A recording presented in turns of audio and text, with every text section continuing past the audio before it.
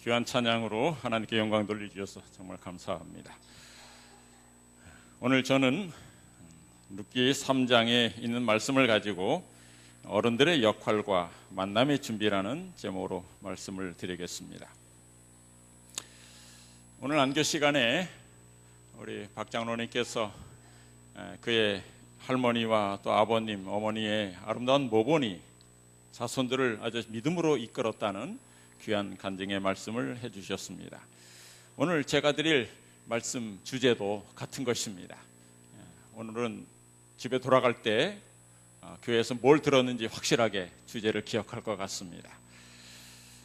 강릉 출신인 우리 김 목사가 있습니다.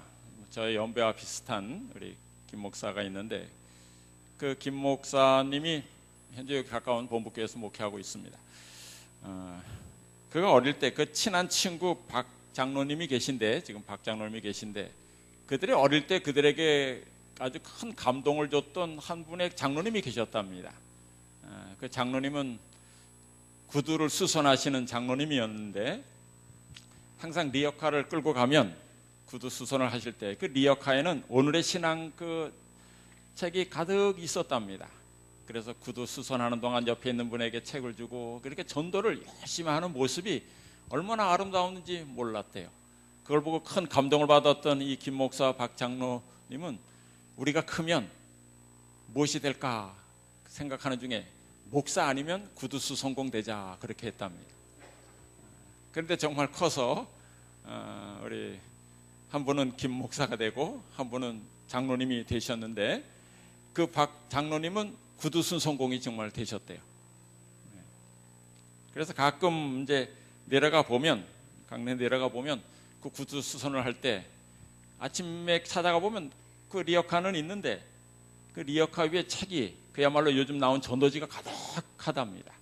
그래서 보면 없대요. 여기 이분 어디 갔습니까? 그러면 그 옆에 있는 아주머니가 그러는데 그분 보려면 한 2시간 기다려야 돼요. 그래. 그럼 어디 갔습니까?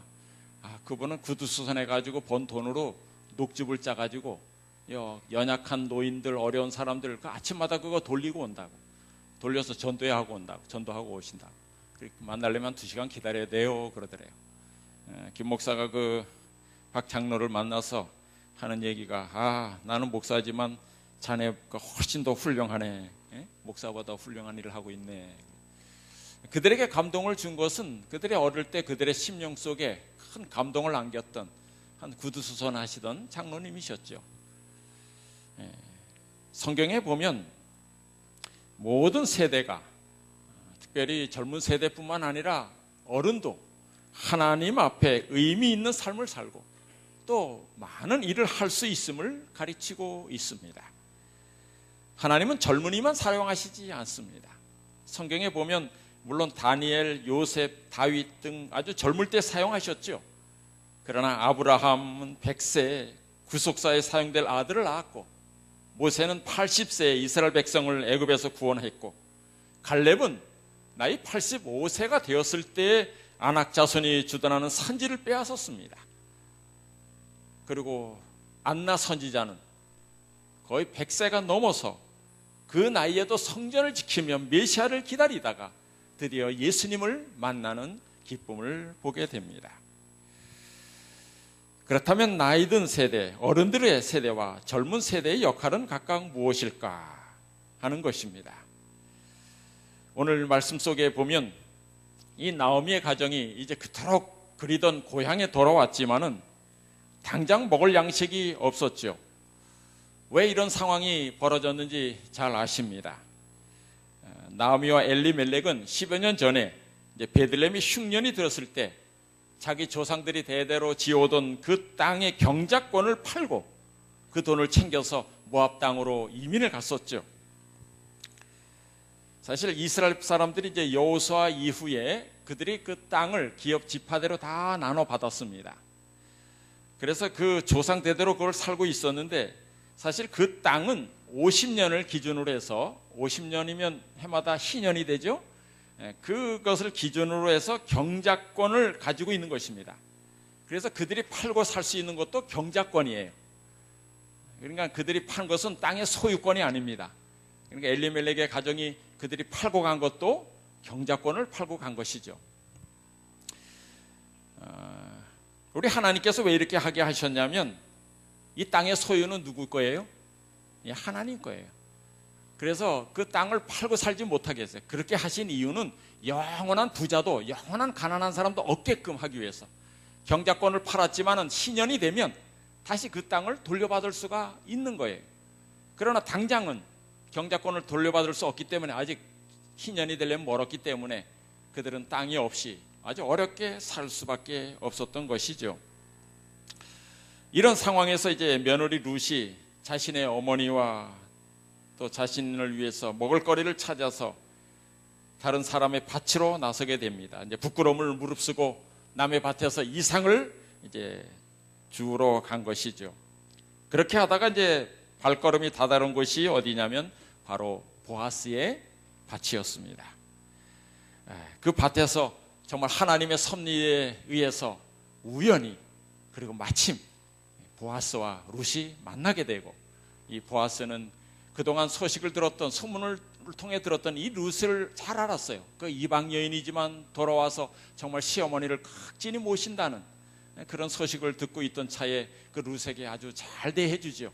그래서 보리 이삭을 빼서 일부러 흘려주고 또 그에게 떡과 볶은 곡식을 줘서 가져가서 먹게 하고 그런 친절을 베풉니다. 이제 그 소식을 들었던 이 나오미가 그 소식을 딱 듣자마자 하나님의 은혜를 생각하게 됩니다. 하나님은 나를 버리지 않으셨구나.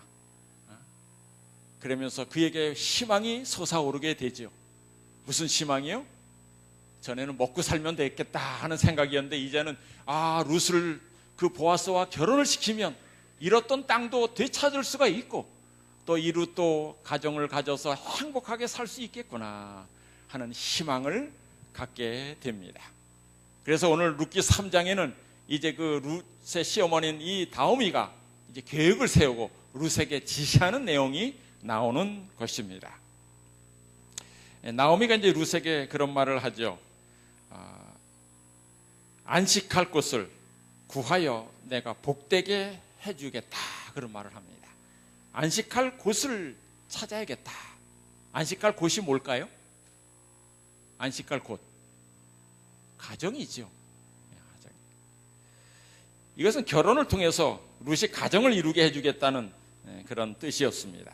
이 나오미는 이제 며느리를 생각하게 되는 것입니다. 며느리의 미래를 준비하고 있었던 것이죠. 과거에는 먹고 사는 문제 때문에 움직였던 인생이었어요.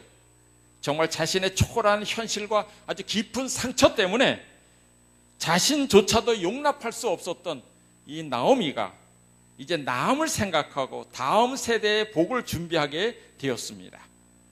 그것이 바로 2절에 소개되는 그 룻을 통한, 룻을 결혼시켜서 그렇게 행하려는 엄청난 꿈을 꾸게 되는 것입니다.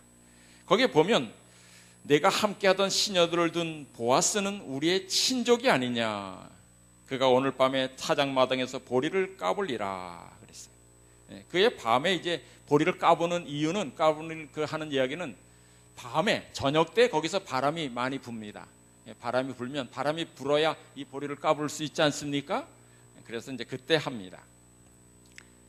그때 이제 어떻게 할 것을 이제 얘기하는 것이죠. 바로 이 보아스가 그들의 기업 물을 자가 됨을 알았기 때문에 그런 것입니다.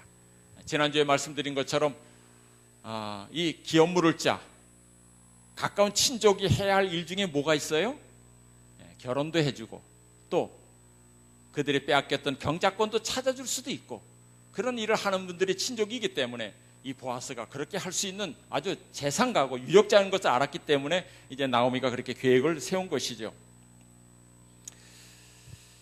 이 나오미의 일을 통해서 우리가 알 수 있는, 배울 수 있는 것은 바로 나이든 세대의 사명은 다음 세대에 나아갈 길을 만들어주고 도약대를 만들어주고 그들이 하나님의 사람으로서 더 크게 일할 수 있는 장을 만들어주는 것입니다. 그러기 위해서 우리 어른들이 해야 할 가장 중요한 일 중에 하나는 무엇일까요? 후손들을 위해서 기도하는 것입니다. 끊임없이 기도하고 말씀을 가르치고 경건을 가르치고 지혜를 가르쳐 주어야 하는 것입니다.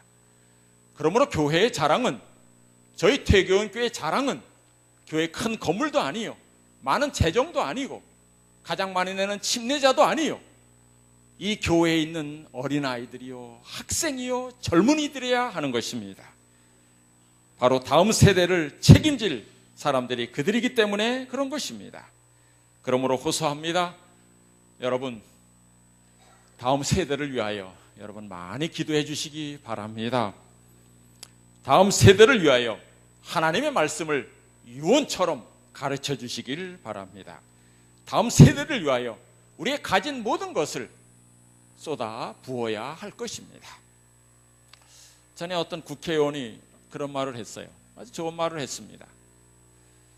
부자로 사는 것은 나쁜 게 아니다. 부자가 되거나 부자로 사는 것은 부끄러운 일이 아니다.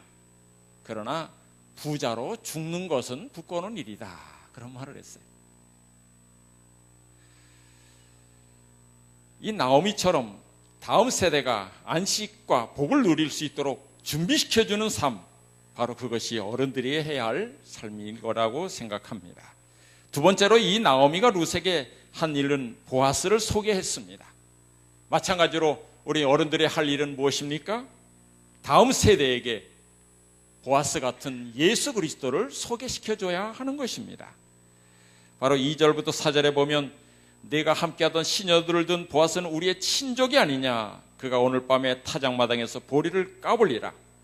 그런즉 너는 목욕하고 기름을 바르고 의복을 입고 타작마당에 내려가서 그 사람이 먹고 마시기 다 하기까지 그에게 보이지 말고 그가 누울 때 너는 그 눕던 곳을 알았다가 들어가서 그 발치 이불을 들고 거기 누우라. 그가 너희 할 일을 네게 고하리라. 이 나오미는 룻의 참 안식과 복이 보아스에게 있는 것을 알았죠. 어른들은 알 수 있습니다. 마찬가지로 우리 모든 인류의 참 안식과 복은 누구에게 있습니까? 바로 예수 그리스도에게 있습니다. 그것을 소개해야 되는 것입니다. 인류가 처음 태동할 때부터 에덴 동산에서부터 있었던 두 제도가 있었습니다. 무슨 제도와 무슨 제도죠? 예. 안식일 제도와 가정 제도입니다. 결혼식 주례할 때마다 제가 그 얘기하기를 좋아합니다. 아주 타락하기 이전부터 있었던 인류의 역사만큼이나 오히려 더 길었던 두 제도가 안식일 제도와 가정 제도입니다. 안식일은 안식의 시간을 나타내고 있고, 또 가정은 무엇입니까? 안식의 장소입니다. 그러므로 태초부터 있었던 두 제도는 안식의 시간과 안식의 장소에 해당되는 두 제도가 있었죠. 안식일은 우리를 위한 하나님의 사랑을 증거하고 특별히 명상하고 또한 그분에 대한 우리의 사랑을 더욱 온전히 표현하는 시간이 이 안식일의 시간이라면, 가정은 또 안식의 장소로서 서로 간의 사랑이 가장 진실하고 완전하게 표현되는 것이 바로 이 가정인 것입니다. 여러분의 가정은 정말 평안하고 행복하십니까? 특별히 남편 되시는 여러분, 좀 아내의 마음을 좀 이해해주고 표현을 좀 가끔 하십니까?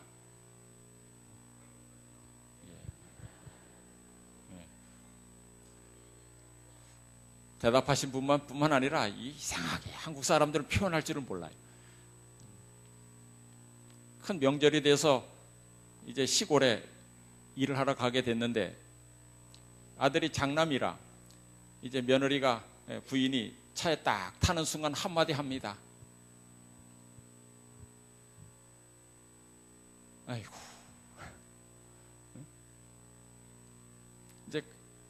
이제 친정 시댁에 가면 이제 자기가 큰 며느리이기 때문에 이제 해야 할 일 생각하니까 이제 벌써 한숨부터 나오는 거죠. 예? 그럴 때 이제 남자들이 어떻게 합니까? 예? 예, 대개는 못 들은 척하죠. 예? 못 들은 척하고 그냥 넘어가려고 합니다. 뭐 뻔히 다 아니까, 고생하는 건 아니까. 그런데 또 좀 더 안 좋은 사람은 뭐예요? 좀 한마디 한다는 게 뭐 자네만 고생하나?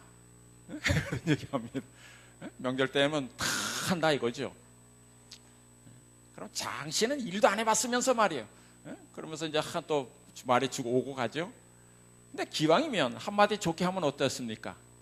아, 자네가 참 우리 집에 맏며느리로 시집 와서 참 고생 많아. 이 둘째 셋째네는 왜 이렇게 늦게 오는지 몰라. 맨날 와도 만두도 안 빚고 그냥 만들어 놓으면 먹기만 하고 말이야. 그러면서 뭐라 그래? 우리 그럼 이번에는 천천히 가자고.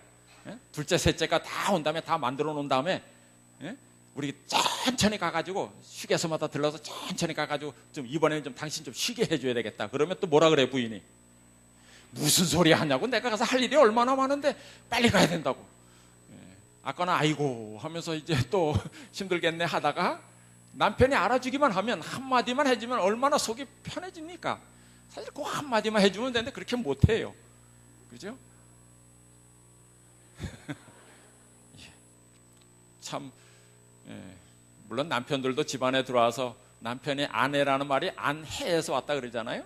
집안에는 해, 정말 밝은 해. 그러니까 정말 들어오면 밝은 얼굴로 맞이해주면 또 행복할 것이고 또 아내들을 행복하게 해주기 위해서 남편이 또 따뜻한 말 한마디 해주면 좋을 거라 생각합니다.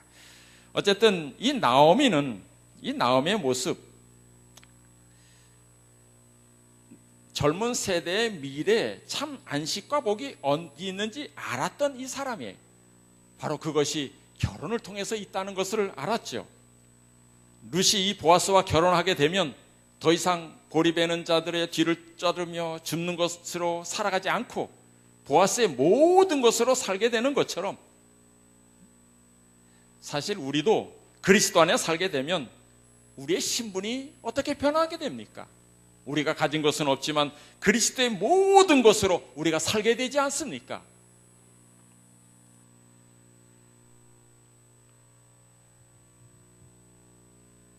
그 사실을 나오미에게 룻에게 가르쳤던 것처럼 우리도 우리가 알고 있는 예수 그리스도를 우리의 자손들에게 가르치고 소개해야 될 줄로 압니다. 그러므로 이 젊은 세대는 나이든 세대의 가르침에 순종해야 됩니다. 참 아들이든 딸이든 간에 이 부모 마음대로 되지 않는 게 있어요. 다른 거는 참 말을 잘 듣는데 뭐는 말을 안 듣던가요? 이 색시 고르는 거 하고 남편 고르는 거는 정말 부모 말 안 들어요. 제 나이 때 되면 다 결혼시키고 장가 보내고 하는 그 친구들이 많아요. 제 때에. 그럼 다 만나서 얘기하면 정말 자기 마음대로 한다는 거예요. 다 다른 소리가 그래요. 이 룻도 남편감이 될 이 보아스가 마음에 안 든다고 거부할 수 있었어요. 3장 10절에 근거하면 이 보아스는 나이가 많은 사람이에요. 네가 젊은 사람을 택하지 않고 나이든 나를 택했다 이런 말을 하잖아요. 사실 이 보아스와 맞는 짝은 나오미예요. 룻은 20대 좀 22, 30대 그때라면 이 보아스는 40, 50대예요. 그러니까 시어머니의 말씀에 불순종하려고 한다면 얼마든지 이유를 댈 수 있었어요. 그러나 이 룻은 시어머니의 말씀에 완전히 순종을 했죠. 이 룻의 순종이 어떤 일을 만들어내는지 알고 있습니까? 보아스를 만나게 되고 보아스와 결혼하게 되고 보아스를 통해서 다윗의 할아버지를 낳게 됩니다. 만약 이 룻이 시어머니의 명령을 거역했다면 어떻게 되었을까? 아마 평생 이삭을 줍다가 가난 속에서 사라져버린 이름 없는 이방 여인이었을 것입니다. 어쩌면 이 남자 저 남자의 품에 안기는 추한 삶을 살다가 사라졌을지도 몰라요. 마치 6 남편을 두었지만 목이 말랐던 이 수가성 여인처럼 평생 그렇게 살 뻔했었죠. 그러나 이 수가성 여인의 그 딱한 사정을 알고 예수님이 찾아오셨고 이 6 남편을 두었던 이 여인이 6시에 예수님을 만나요. 그 6시는 오늘날 12시지만 그 예수님을 만남으로 그의 인생이 바뀐 것처럼 이 룻도 어머니의 말씀에 순종하고 보아스를 만남으로 그의 생애가 바뀐 것은 정말 부모님의 말에 순종함으로 얻은 것이 아닙니까? 다윗의 왕조의 초석을 놓게 되었고 또 예수님의 조상의 이름을 올리게 되는 특권을 누리게 된 것이 바로 부모의 말에 순종함으로 이루어진 것입니다. 그러므로 하나님은 젊은이들에게 룻의 태도를 본받을 것을 가르치고 있습니다. 출애굽기 20장 12절에 내 부모를 공경하라. 그리하면 너희 하나님 나 여호와가 내게 준 땅에서 내 생명이 길리라.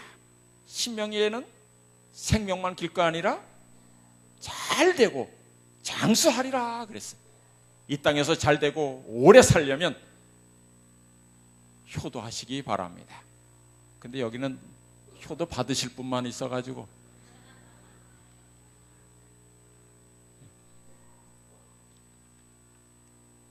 잠언 1장 8절 9절에도 내 아들아 내 아비의 훈계를 들으며 내 어미의 법을 떠나지 말라. 이는 내 머리에 아름다운 관이요 내 목에 금사슬이니라 했습니다. 젊은이들이 나이 든 세대를 무시하지 말아야 돼요. 요즘 젊은 세대는 참 무서워요. 얼마 전에 부산에서 어떤 노숙자한테 이 젊은 사람이 와가지고 담배 하나 있으면 빌려주세요 그랬다가 이 젊은 사람이 나이 든 사람한테 담배 달란다. 옛날 어른들은 도무지 이해하지 못할 말 아니에요? 생각하니. 그래서 한마디 훈계했다가 어떻게 됐어요? 안 주면 말 것이 어디서 훈계질이냐고 그래서 쳐가지고 죽였어요.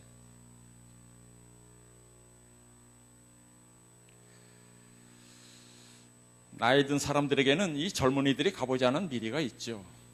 나이 든 사람에겐 젊은들이 한 번도 걸어본 적이 없는 인생이라는 길이 있습니다. 나이 든 사람들에게는 젊은이들이 아무리 많은 돈을 주고도 살 수 없는 지혜와 경륜이 있죠. 그러기에 나이 든 어른의 말에 귀를 기울여야 하는 것입니다. 특히 나오미처럼 하나님의 말씀에 근거해 말하는 사람들의 말에는 더욱더 귀를 기울여야 하는 것입니다. 이것을 무시하는 사람은 하나님의 복을 놓치게 됩니다. 다시 말씀드리지만 만일 룻이 어머니의 명령을 업신여겼더라면 그 인생도 하나님 앞에서 업신여김을 받았을지 모릅니다. 누가 시어머니의 아주 작아 보이는 명령의 순종이 인류 역사의 구속사에 그렇게 엄청난 일을 만들어낼지 상상이나 했겠습니까? 아무도 없었습니다. 그러나 하나님은 그것을 기쁘게 여기셨고 얼마나 큰 일을 만들어낼 것인지 알고 계셨습니다. 나이 든 세대에 순복하는 삶을 사시게 되기를 간절히 바랍니다.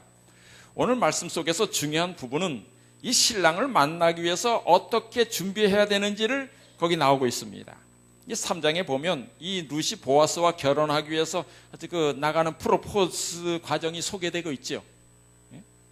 이 보아스가 어떤 과정을 통해 룻을 아내로 맞이하게 되는지 아주 상세하게 설명되어 있습니다.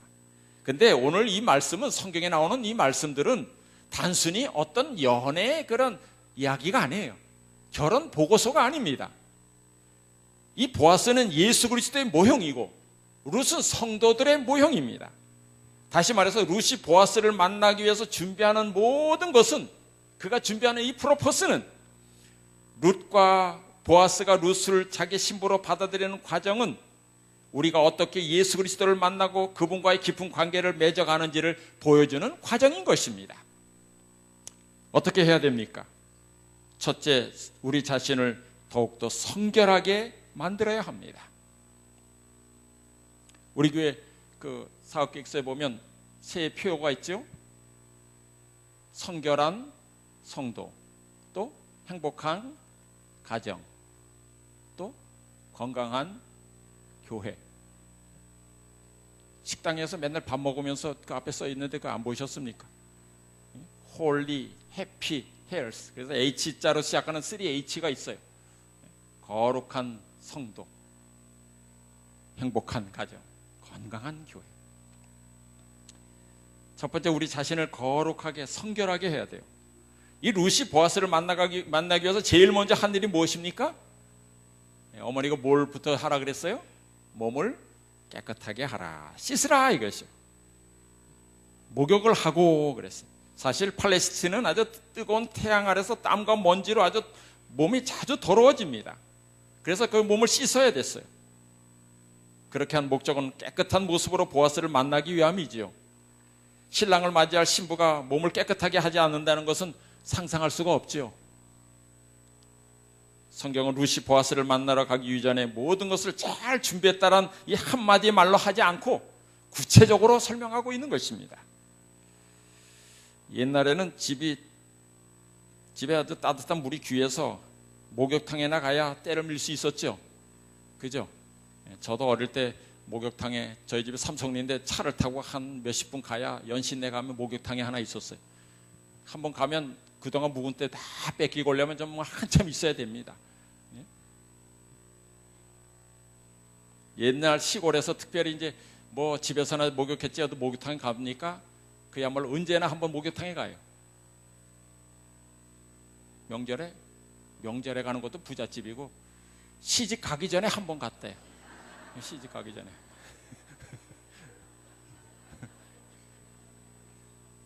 그래서 시골에 한 색시가 내일 시집 가니 너 오늘 목욕하고 오너라. 그래서 목욕탕에 갔는데 거기 갔더니 웬 아주머니들이 꽤 많더라는 거예요. 그래서 물었대요. 아주머니도 내일 시집 가세요? 그랬다고. 예. 결혼 전날 몸을 깨끗이 씻는 것처럼 우리는 예수 그리스도 앞으로 나아가서 그분의 임재 속으로 깊이 들어가기 위해서는 반드시 우리를 성결하게 만들어야 하는 것입니다. 우리가 죄와 세상으로부터 분리되어 거룩하게 되는 것이 하나님의 도우심으로 됩니다. 우리의 때와 같은 죄를 자백할 때 깨끗게 해주실 분은 바로 하나님이심을 기억하시게 되기를 바랍니다. 고린도후서 7장 1절에 그런즉 사랑하는 자들아 이 약속을 가진 우리가 하나님을 두려워하는 가운데 거룩함을 온전히 이루어 육과 영의 온갖 더러운 것에서 자신을 깨끗하게 하자라고 했습니다. 그러므로 우리의 보는 것, 듣는 것, 생각하는 것, 이 모든 것이 다 거룩해야 되는 것입니다. 갈라디아 4장 4절에 무슨 말씀이 있죠? 때가 참에 하나님께서 예수 그리스도를 이 땅에 보내셨다는 말씀이 있습니다. 그 때가 무슨 때입니까?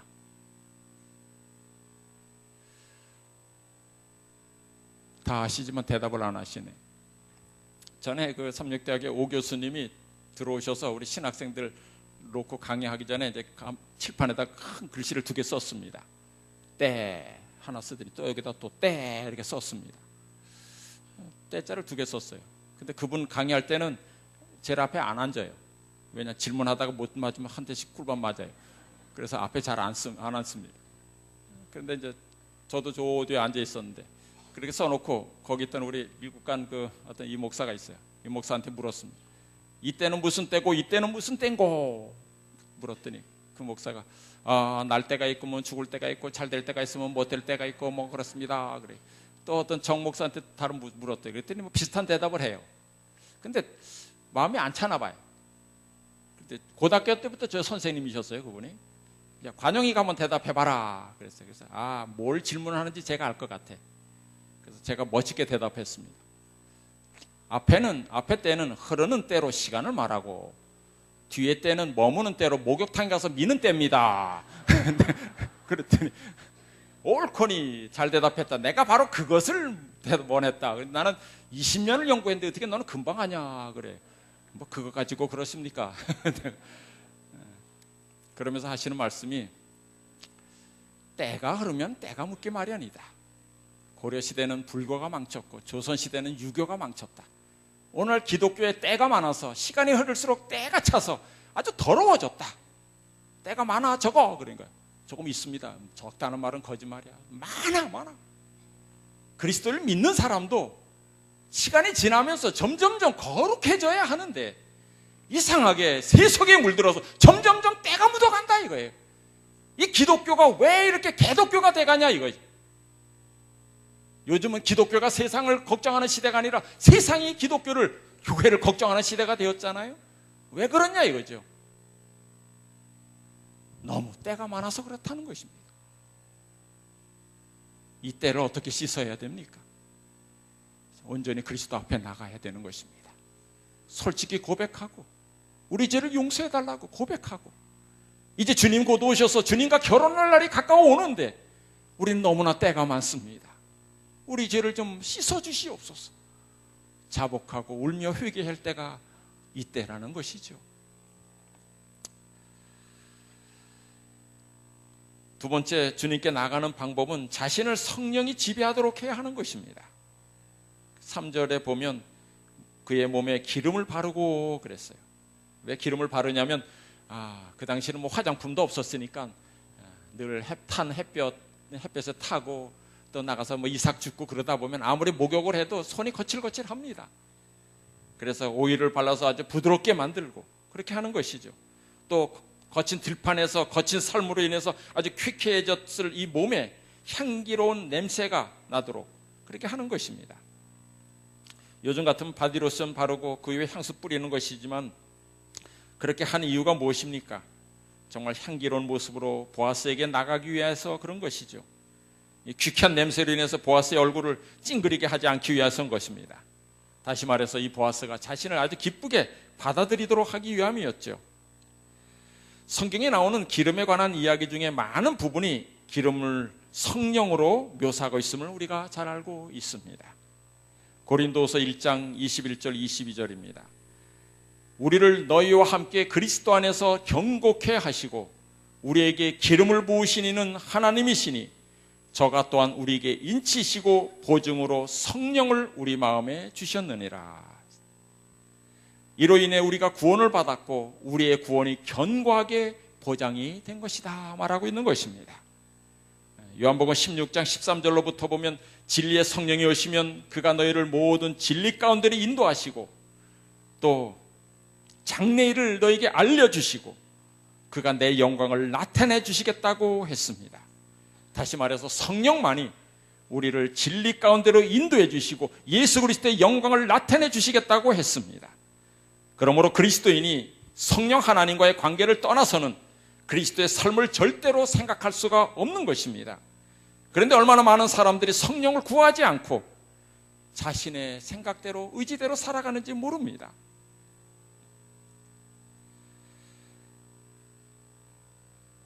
성령만이 우리를 그리스도께로 인도하고 깊은 신비 가운데로 이끌어 가실 수 있는 분임을 기억하시게 되길 바랍니다. 성령의 충만을 구하고 여러분을 성령 안에 복종시키시게 되길 바랍니다. 성령께서 기뻐 지배할 수 있는 그런 우리 성도들이 되시길 간절히 바랍니다. 마지막으로 세 번째, 우리가 하나님께 나가는 방법은 하나님의 의만을 의지해야 합니다. 여기 보면 이 루시 보아스에 나가기 위해서 세 번째로 한 일이 무엇입니까? 새 의복을 입었다 그랬어요. 근데 원어 성경이나 개혁 성경에 보면, 개혁 개정에 보면 가장 좋은 옷, 가장 아름다운 옷으로 갈아입었다 그렇게 되어 있습니다. 루시 더러운 옷을 다 벗어버리고 자신이 가진 것 중에 가장 아름다운 옷을 입었습니다. 이 더러운 옷을 벗고 새 옷을 갈아입었다는 것은 굉장한 의미가 있습니다. 이것은 옛 삶을 버리고 새로운 삶을 향해 나가는 것입니다. 슬픈 과거의 삶을 벗어버리고 아름다운 신부의 삶으로 나아간다는 상징적 의미가 있는 것입니다. 성경 안에 옷을 새롭게 갈아입는 이야기들이 아주 굉장히 많이 등장합니다. 그것을 통해서 영적인 교훈을 전달하고 있죠. 인류 최초의 인간이었던 아담과 하와가 범죄하고 나무 뒤에 숨었을 때 예수님께서 내려오셔서 그들을 불러내시고 양을 잡아서 그 가죽으로 그들의 옷을 만들어 입혀주셨습니다. 바로 그 양 가죽 옷은 그들의 모든 허물을 덮어주셨다는 의미입니다. 창세기 3장에 35장에 보면 야곱이 외삼촌의 집 밧단 아람에서 돌아와서 숲곳에 머물다가 그 딸 디나의 사건으로 인해서, 디나가 강간을 당하는 그 사건으로 인해서 그의 그 오빠들이 그 사람들을 다 죽이지 않습니까? 그 뒤에 야곱이 자신의 삶을 크게 뉘우치면서 온 가족에게 명령을 내립니다. 야곱이 이에 자기 집 사람과 자기와 함께한 모든 자에게 이르되 너희 중에 이방 신상을 버리고 자신을 정결케 하고 의복을 바꾸라. 의복을 바꾼다는 것은 새로운 결단을 말하는 것입니다. 그러므로 옷을 갈아입는다는 의미는 옛 삶의 방식을 버리고 오직 하나님만을 의지하며 살겠다는 그런 삶의 결심인 것입니다. 이스라엘 제사장들이 하나님 앞에 나갈 때 반드시 하나님이 정해주신 제사장 옷을 입고 나가야만 했어요. 그렇지 않았으면 죽었습니다. 또 마태복음 21장에 보면 임금이 손을 보러 들어올 때 거기가 예복을 입지 않은 사람이 있었어요. 왜요? 다른 사람들은 다 들어올 때 준 옷을 입었는데 이 사람은 자기 옷이 더 좋았는지 그 옷을 입지 않았어요. 그래서 어떻게 했어요? 임금이 그 사람을 내어 쫓았어요. 거기서 슬피 울며 이를 갈미 있었습니다. 여기서 준 이 옷은 의와 구원의 옷이에요. 이 옷은 하나님만이 준비할 수 있는 옷이에요. 자기 의의 그 한 올도, 공내 한 올도 거기에 섞이지 않은 옷이라 그랬어요. 다시 말해서 오직 전적으로 하나님의 은혜로만이 우리가 구원을 얻을 수 있다는 것입니다. 절대로 그렇습니다. 인간은 그 누구라도 그 자체로는 한 발자국도 하나님께 나아갈 수 없습니다. 그 이유는 하나님은 절대로 거룩하시고 인간은 절대로 부패하기 때문에 그렇습니다.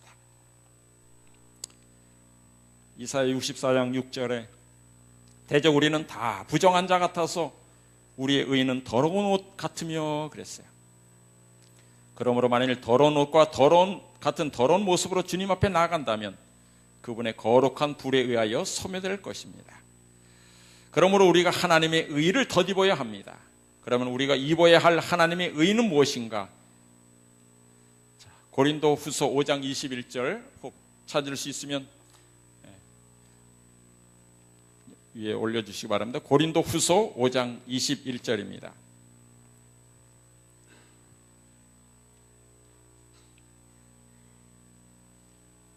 제가 읽겠습니다.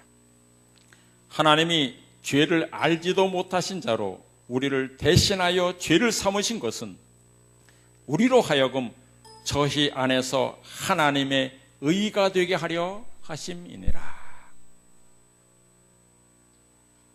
우리 대신해서 십자가에 죽으신 예수님, 바로 그분이 하나님의 의이시며 그분이 우리가 덧입어야 할 의의 옷이라고 말씀하고 있는 것입니다.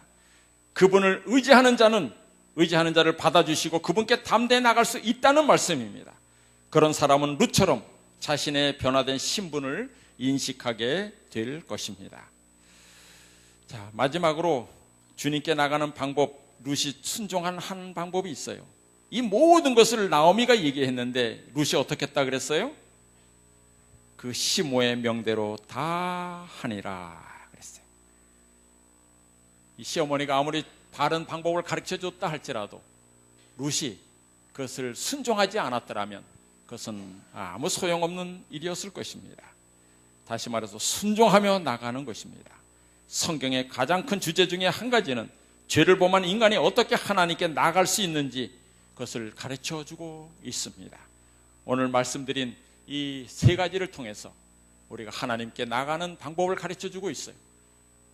우리의 죄를 자백하고 오직 성령의 능력을 힘입어서 하나님이 주신 의의 옷을 입고 주님 앞에 담대해 나간, 그래서 후일에 예수 그리스도를 우리의 신랑으로 맞이하는 그런 우리 태교교회 모든 성도님들 되시길 간절히 축원합니다.